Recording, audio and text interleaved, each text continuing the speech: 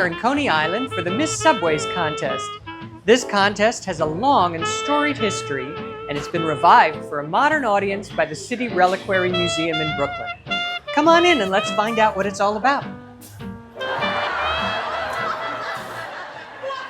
I'm wearing a summery 1940s outfit today because the contest started in 1941 as a way to publicize the coming together of all New York subway lines under one entity that ultimately became the MTA.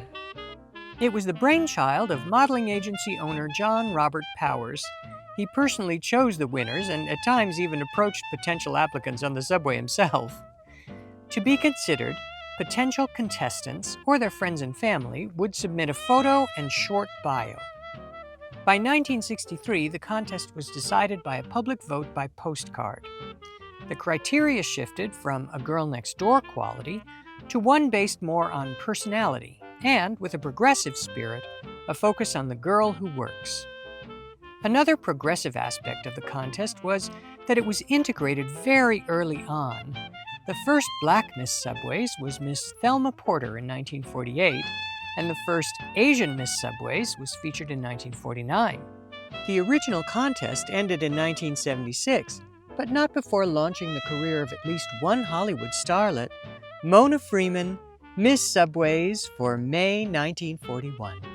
Today, the contest is more than just a matter of submitting your headshot, though. I'll be one of the judges for the talent, costume, and question competitions. This reboot of the contest is the brainchild of Dave Herman, owner and curator of the City Reliquary Museum in Brooklyn. Here's how it all got started. We started the pageant here at the City Reliquary in conjunction with an exhibit that we did with a photographer named Fiona Gardner, who had been tracking down some of the previous Miss Subways winners, which of course needed some sort of like interactive moment and an event to sort of celebrate the exhibition. So we designed what we called then the Miss G-Train pageant. It was clearly in honor of Miss Subways, and we wanted to sort of recreate it and make it more modernized and more appropriate for the current generation, but still reflects some of that same history and the same sort of motives that the original Miss Subways had, and put a new twist on it.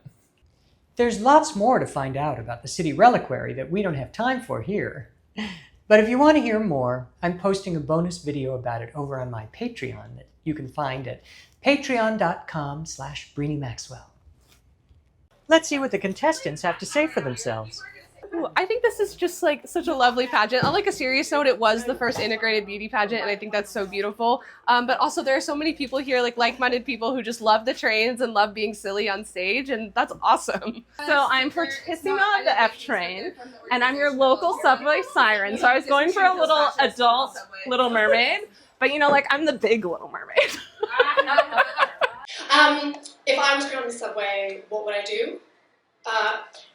I really believe in just advocating for the MTA in long-term sense. I'm the J-Train Jester. Do you know how hard it is being a court jester in 2025? So I found out about this through a friend of mine who participates in the Easter Bonnet Parade, which I participate in as well. And she was like, "This is made for you. You have to compete one year." Oh, I am so committed to spreading the yoga love. Like, I never thought that I'd be in a pageant, so it was really, really awesome to get to be a finalist for Miss Subways this year. I love that it's an inclusive pageant. I know it's like Miss Subways and I am a drag king. It'd be really fun to win as a drag king, Miss Subways. The evening started with the introduction of the judges. My fellow judges were Lisa Levy, who was Miss Subways in 2017, Ms. E with a Z, Miss Congeniality in 2023, and Charlie Pellet, one of the voices of the New York subway system.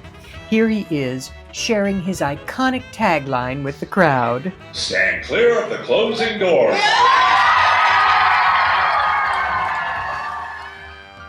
The costumes were very creative in their representation of the various subway lines, but the standout experience of the evening was the performances.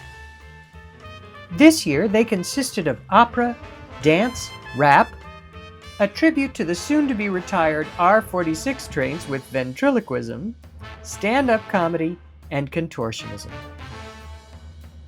After everyone had given it their all, we judges were shepherded upstairs to the Coney Island Museum, where we spent the intermission deliberating. It was a fascinating place to explore. The museum exhibits included this bumper car from the 1970s and other historical ride artifacts. Back in the 1920s, you could hire a rolling chair to ride down the boardwalk in style. This is a lovely example in wicker. There were signs as well as smaller personal items on display that might have been seen on the boardwalk during Coney Island's heyday. This merry-go-round horse was carved on Coney Island, and it's displayed in front of a window that looks out on the iconic rides of the amusement district. Here they are, all lit up at night. While Lisa, our head judge, tabulated the results, we enjoyed a performance by last year's Miss Subway's Queerly Fantastic. Then MC Tom Meglio announced the winner. Miss Subway 2025 is Bimini Cricket! Her commitment to the contest was remarkable. Before the contest, she filmed segments for her performance of her wandering the platforms and trains dressed as a giant rat. Then she did a rap about the subway to the tune of Rapper's Delight, while the footage played in the background. Her desire to help improve the subway was obvious from her response to the question asked of her, so I think we made a very good choice for the crown. When asked about winning, she had this to say. The lineup this year was incredible. Really, like all of the other acts, all the other people performing were so talented.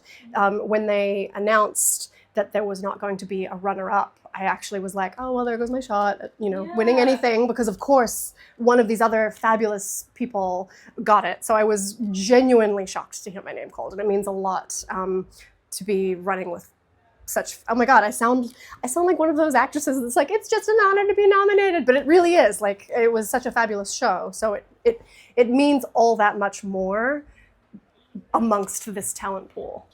So congratulations to Bimini, and kudos to the other contestants. This tradition is a lovely way to keep the memory of the original contest alive and bring an ironic contemporary spin to it. That was so much fun. Thank you for coming along for the ride. Don't forget to come by my Patreon for more about the City Reliquary. Patrons can also get access to a Discord server, a library of my content, and more. You can find all that at patreon.com/Brini Maxwell. A big thanks to the early adopters who helped make these videos possible with your membership on Patreon. And remember, mind the closing doors.